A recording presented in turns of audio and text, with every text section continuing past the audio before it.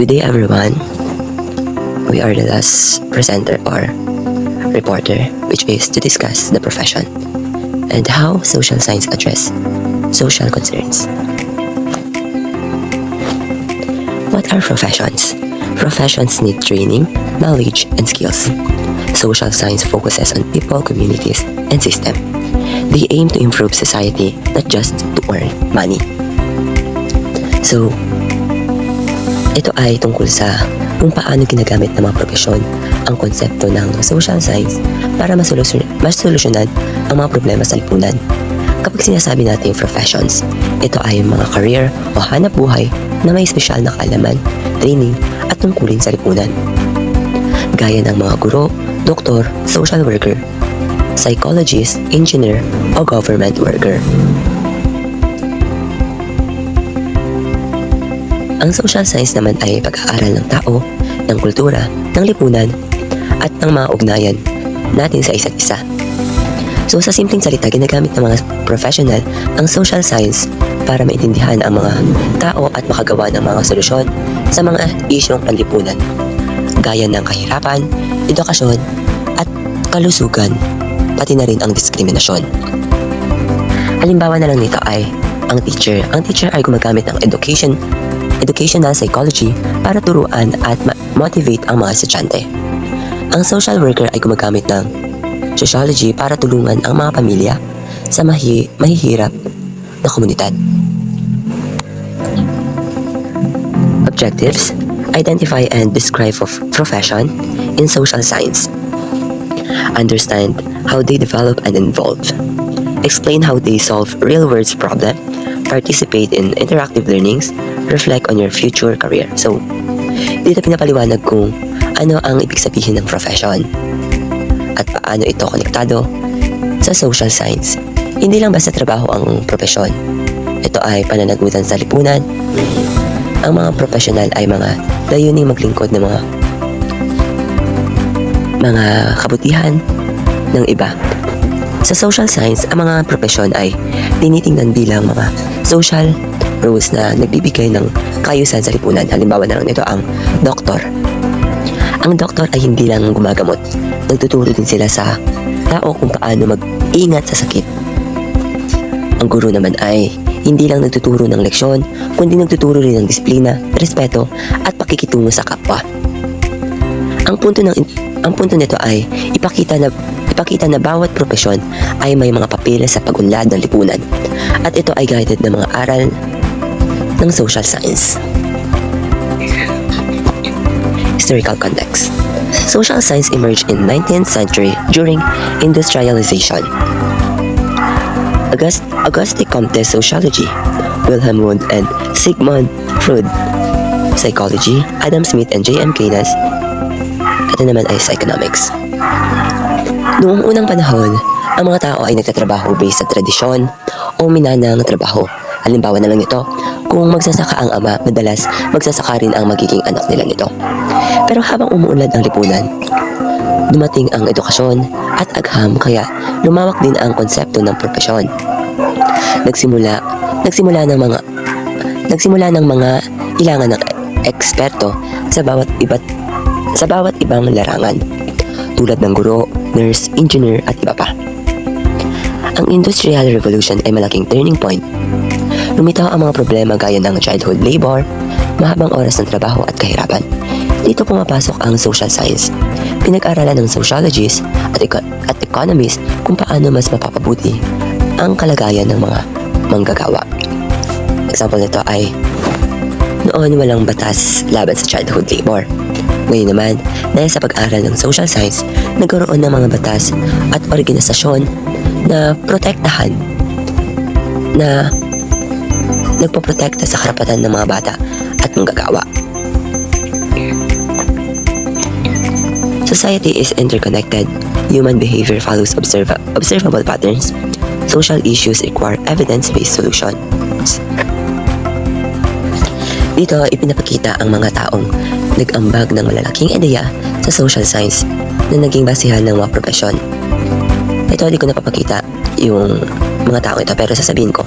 Pero, dahil nga pinag-aralan na natin ito ay alam na natin to.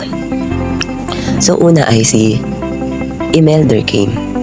Si Emil Durkheim, tinalakay niya kung paano nagkaroon ng kaayusan sa lipunan. Inagamit ito ng mga guro at leader para ma-maintain ang harmony sa paaralan o komunidad. Pangalawa, si Karl Marx. Siya naman ay pinag-aralan niya ang hindi pagkakapantay-pantay sa lipunan. Malaking tulong ito sa mga social worker at ekonomista sa pag-iintindi ng kahirapan. Pangatlo, Max Weber. Siya naman ay nag-explain kung paano gumagana ang mga institusyon. Ito ang ginagamit ng mga public servants at policy makers. Halimbawa, sa mga lokal na programa gaya ng Pantawid Pamilyang Pilipino Program or mas kilala nating 4Ps. Ginagamit ng social workers ang mga ideya ni na Marx at Durkheim para mas maintindihan ang mga ugat ng kahirapan at mabigyang epektibong solusyon. What each profession does. So dito, ang mga pangunahing konsepto ng social science ay nagbibigay direksyon sa mga propesyon. First is anthropologist. Yung anthropologist is studies about people and culture. Dito pinag-aaralan nila yung culture ng mga tao at mga history.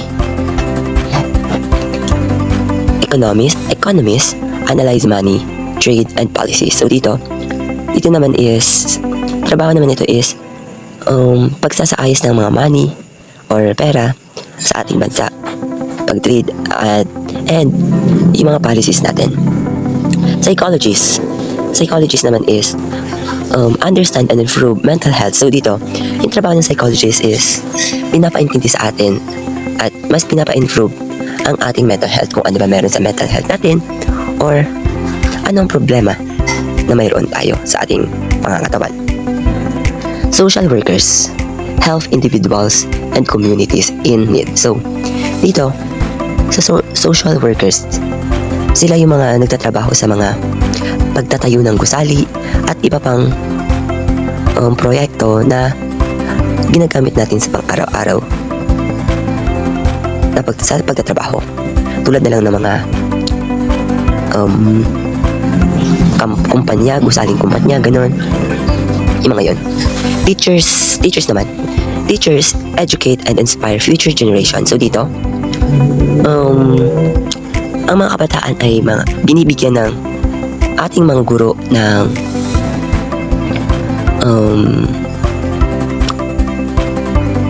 education para ma-inspire sila. Ma-inspire tayo sa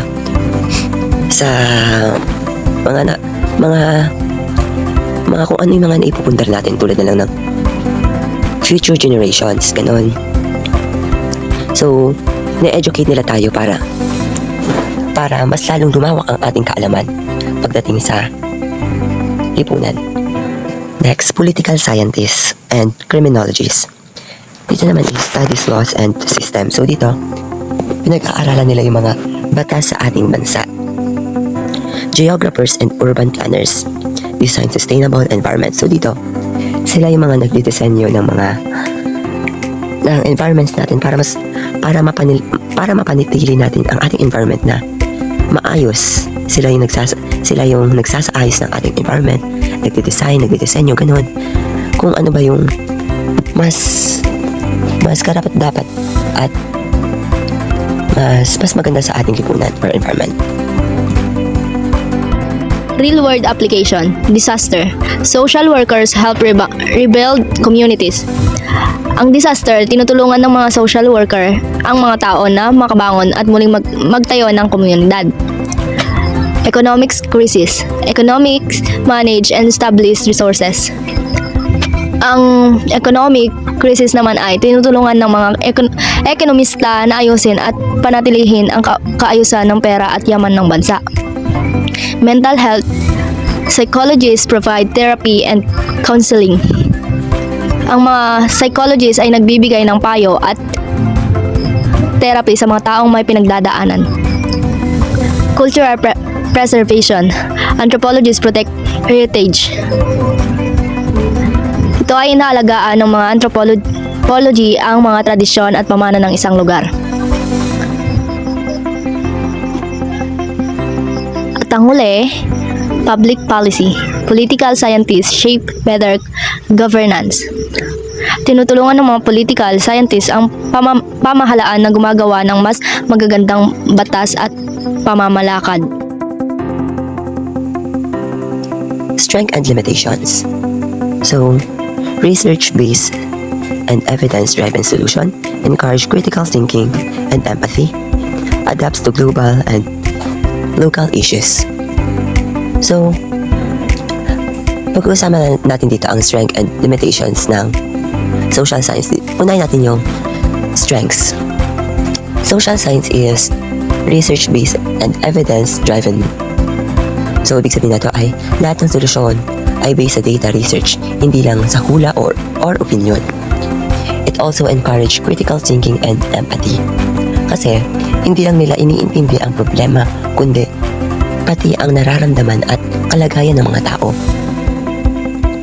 So, kaya, nagagamit ito sa iba't ibang sitwasyon, whether sa local community or sa mas malaking scale gaya ng buong bansa.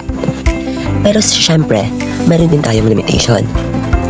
Requires funding and government support, data collections, can be slow or limited, professionals face emotional and ethical stress. So dito, kailangan ng budget para sa research at programs. Pangalawa, data collections can be slow or limited. Ganon. Minsan mas mahirap makakuha ng reliable information. At panghuli, professionals face emotional and ethical stress. Madalas silang humaharap sa mabibigat na issue tulad ng kahirapan, trauma, or injustice. Kaya kailangan talaga ng dedication at puso sa ganitong trabaho. Social science professions are real-world problem solvers. They combine research, compassion, and teamwork to improve society. Relevance today: policies, mental health, disaster response, culture, heritage. Dito is makikita rin natin kung gaano sila ka-relevant ngayon. So, social science professions are real-world problem solvers. Hindi lang sila nag-aaral ng lipunan, kundi tumutulong talaga sa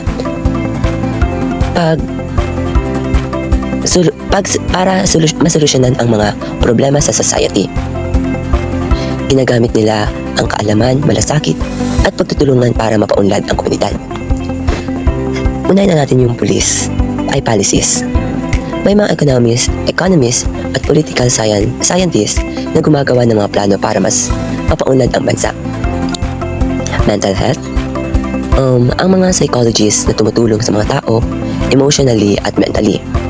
Sila yung mga tumutulong sa tao para mas ma-improve yung emotionally at mentally. Disaster response. Dito, may social workers na nagbibigay ng suporta at tulong sa mga biktima ng sakuna. Cultural heritage. May anthropologists at teachers na nagpoprotekta at nagtuturo tungkol sa ating kultura at pagkakakilanlan. Lastly, gusto ko lang iwan itong message. Social science is not just about studying society. It's about improving it. So, hindi lang natin pinag-aaralan kung ano ang nangyayari sa lipunan, kundi tumutulong tayong baguhin ito para sa ikabubuti ng lahat.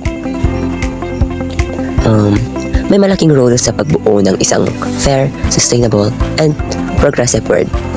Kaya tayo bilang mga future professionals, let's use what we learn to make positive change in our society. Lalo na tayo mga estudyante, kailangan natin matutunan kung ano nga ba ang ibig sabihin ng professions para sa future natin is makatulong din tayo sa lipunan natin na mas mapaunlad ang ating environment. So, yun lang. Thank you for listening.